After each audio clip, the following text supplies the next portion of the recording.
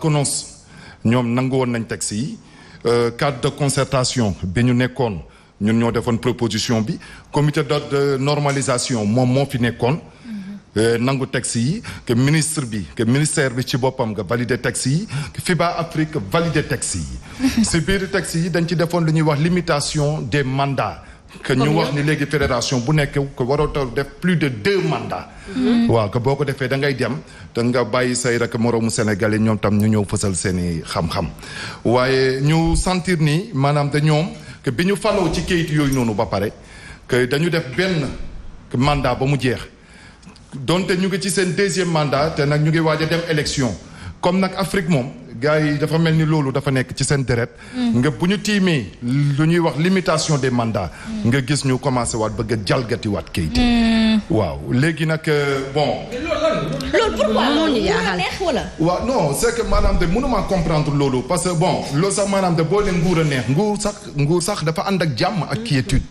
mais nag maanaam de jiite kuréel boo da ko toll ni basket ñëpp tënk lu ñuy wax ka ba yow nga jaare ci loolu dem duggee ko fédération def sa premier mandat defaat sa 2e mandat te nga ko war a céder place bi jox ko say rek mbokk sénégalais ñu ñëw def ni yow d'après les textes léegi nga ni mukk doo ko def que léegi nag da nga bëgg a laalaat kayit ngir toogaat ci biir fédération bi nga toogaat bi sax garaawul parce que bu fekkee c'est pour bien faire ou bien c'est pour l'intérêt général ñu gars yi sax maanaam te war nañ ci war a mën a waxtaan mais parce que quand on lui a demandé pour xam nga lan a tax moom moo rek bëgg laal kayit li mu wax dafa leer kay dafa ne parce que comité directeur bi nekk fii actuellement xam nga bu fekkee kayit yee leen génne ci fédération bi mu am d'autres personnes qui vont venir ñooñu noonu du ñu am expérience pour rek un petit rappel que ni moom mi Babacar Ndiaye instant yi ñu koy jox fédération bi amuloon expérience te nag maanaam de terewul nit ñi wóolu nañ ko ba reporté ko jox ko fédération bi ma jàpp ne góor moom ci wax rek la ñu ko mën a jàppee basket bi wàccoon na ak moom bi mu diggalantee ak moom ba kayit yi moom mu nangu ko dugg ci fédération bi toog ci moom moo war a respecter parole am actuellement te mu bàyyi kayit bañ ko laalal ngir boppam que bi ñu waxaatee waxi laal kayit dafa jékki mu ne dafay baax ci rek dirigeant yi ñu am plus de 2 mandats pour dem FIBA ma ne béy ci say weewu tànk déedéet kayitu FIBA yi sax waxul loolu moom mi maanaam dafa ne benn mandat de 4 ans boo ko amee ci sa fédération mën ngaa dugg FIBA sa FIBA nag du ay mandat yu bari la fay dugal compétence moom moo la fay dugal 8 ans boo ko defee si benn kuréel boo toll ni fédération doy na pour nga bàyyi say empreinte parce que kenn moomu ko yëfi ñëpp la. coow li bëri na trop yow Massaer en tant qu'acteur du basket coow li bëri na gis nañ fi suspension bu Baba Tandian ñu dem jékki-jékki ni wàññi nañ ko yooyu yëpp jàppoon ni yu ci bari daal mënoon na ñàkk xëy na ngir intérêt basket. waaw man gis nga suspension wu président Tandian li tax du ma ciy bëgg a sori parce que xam nga uude bi lu mu wax ci rek bëy bi rek ñu ne der baa tax parce que jàpp nañ ni xëy na man ak Tandian on a des relations yoo xam ne sportives yoo xam ne man dama mës a taxaw ci di xeex li nga xam ne injustice la ma gis ni depuis 2015 ak léegi dañu ko tongal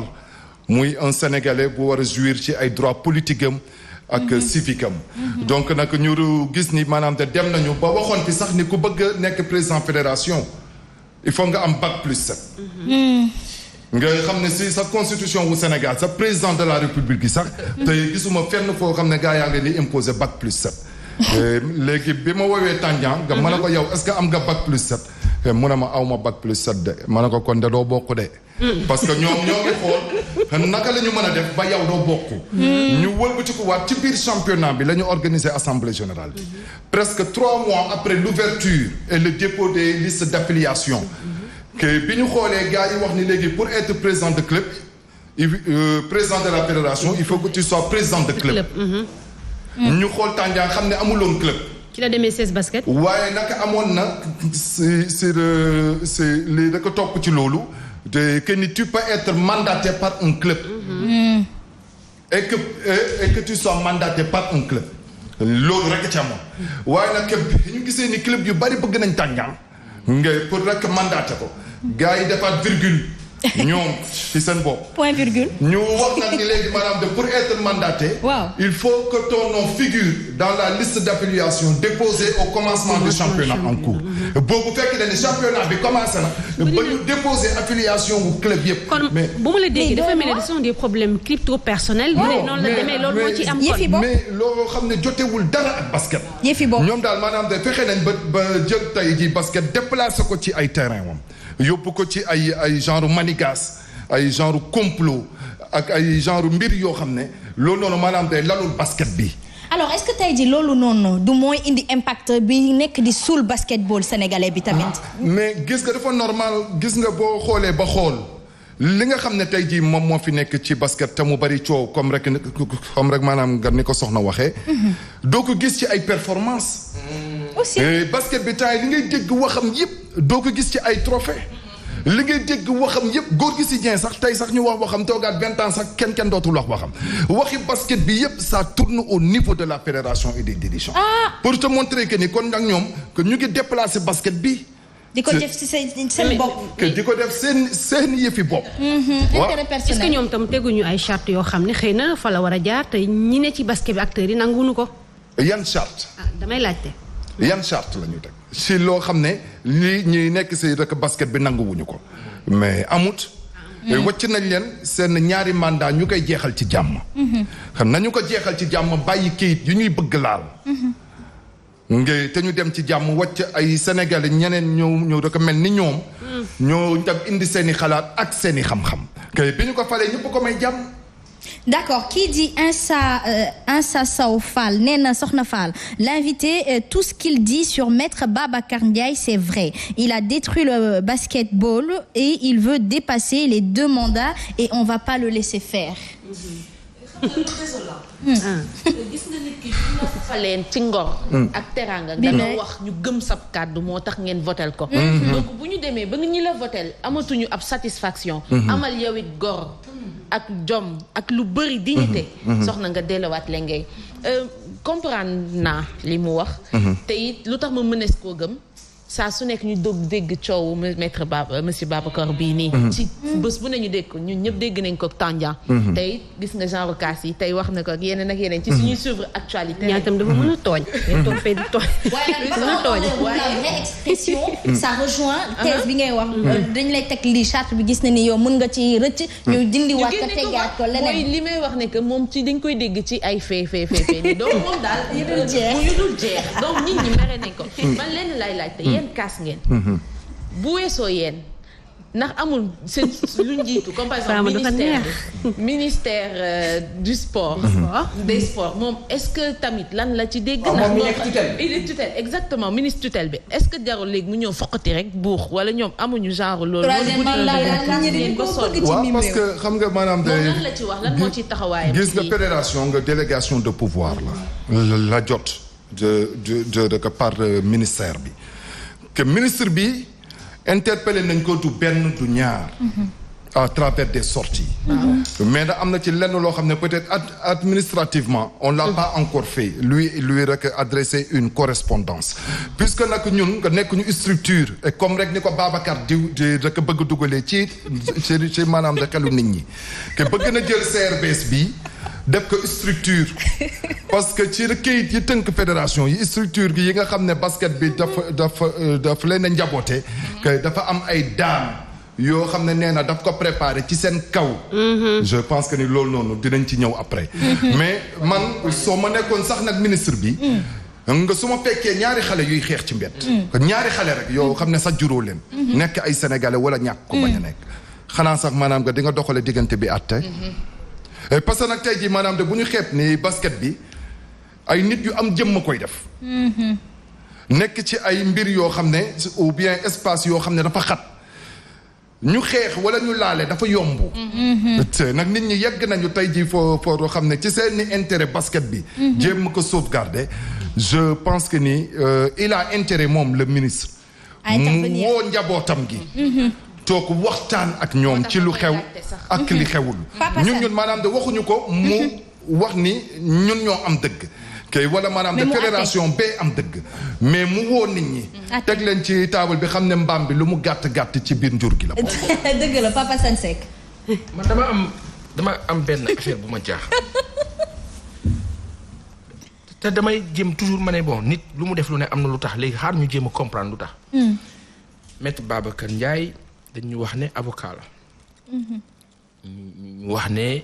ñuy dégg ay nit yu ko jege yu ko xam nit bu baax la man maa ngi koy gis nii ci image bi illustration je pense que xam nga version pour version xam lu ñuy def soxna il faut nga indi fii Maître Babacar Ndiaye. il faut que mu ñëw sax mais du ñëw lu tax Babacar bu fekkee rek dafa ñëw passe retour am que man maa ko koy jox du ñëw parce que on a vu l'autre fois ñu sax invité ay membres de la convergence c'est benn plateau moom mu daal di décliner invitation bi wax ki war a dem que mu ne leen nga bu leen dem wax ak ñoom ñun ñooy ñun ñooy anciens international yi que bi ñu koy def moom mi basketul boobu ñëwul sax si biir milieu basket bi que ñun que bi ñu commencé di basket que ñu ngi bon maanaam de mini basket la ñu commencé def minime def cadet def junior def senior jouer équipe nationale voyager ñëwaat nekk entraîneur encadré donc tey jii am na ci yenn mbir yoo xam ne nga bu dee Babacar dafa ne bu leen dem wax ak ñoom te nag plateau boobu ay président de club ba fa toogoon loolu rek mel ni Pathé Keita ngi fi woon président de Guédiawaye Académie loolu rek mel ni bon maanaam de Matar Ndiaye président wu Sibac te équipe première division nga mu ngi fa woon toog lana tax ba Babacar moom du ñëw toog waxtaan ak nit ñi ci li nga xam ne ñun ñoo ko bokk xanaa dafa am lu muy parce que gis nga li muy ragal nii mënta ñàkk parce que ci la sukkandiku woon bi muy nekk coordonnateur du cadre de concertation bi peut-être li nekkoon ci xelam ñun ñëpp dañu foogoon ni liy jëriñ basket la ak nag li ko yóbbu kanam ba képp ku jóg teg lu xaw a niru ak li mu tegoon nga gis ko mu daal di lay tam dëmm ba noppi jàpp kayiti teg ko sa kaw nga fas yéene laa daan ñoom si seen communiqué bi nu fesal wax nañu ne du ñu nangu képp koo xamante ne si rek bokk na ci club di bokk ci structure parallèle boo xamante ne si dafay xeex lu jëm ci fonctionnement fédération yéen loolu amul paradoxe ci seen li ngeen bëgg a taxawal et tout wala vous êtes libre de créer lu leen neex pour wax ci fédération bi. waaw moom xam nga dafay tappaas mooy.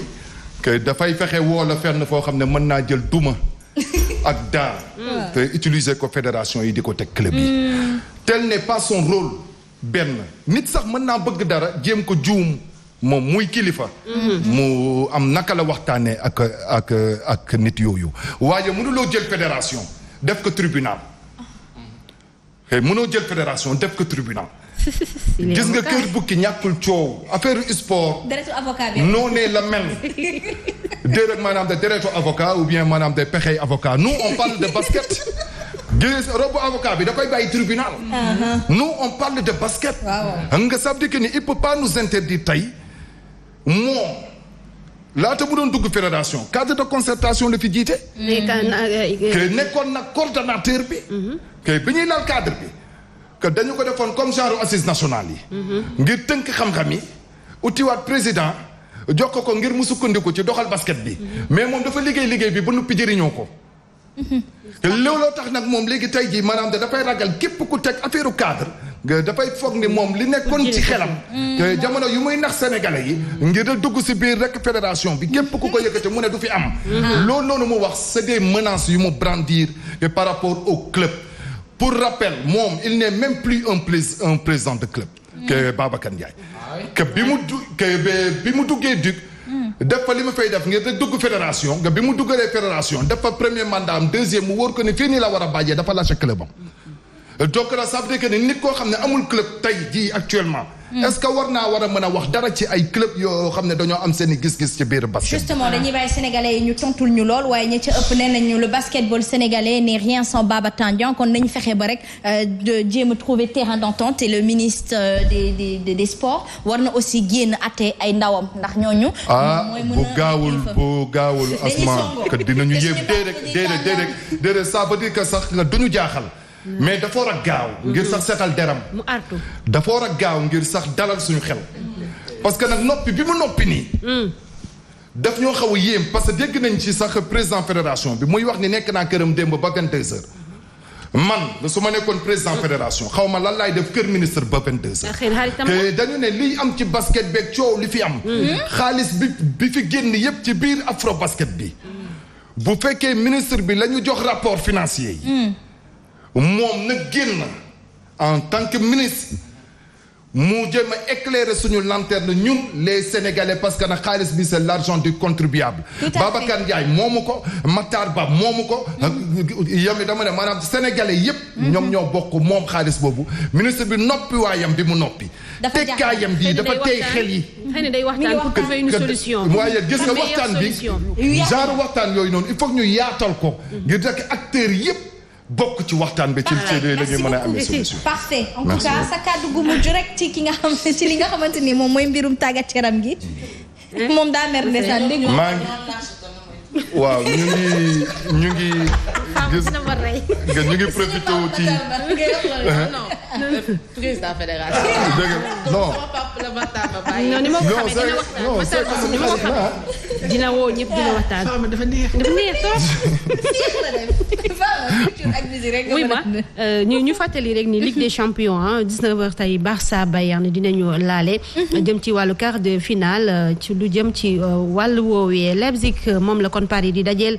ci demi-finale gannaaw bi nga xamee ne def nañ exploit génne Atlético Madrid. ñu ngi koy lijjanti bu baax jeexale rek ak Mbaye Diagne mi nga xam ne foofee ca Galatasaray tàmbaliwaane li ngay ree du jaam leneen la coulisse la wala ma wax ñu ñuy seetaan ñuy déglu. sama joueur la nag. comme yow da nga ni d'accord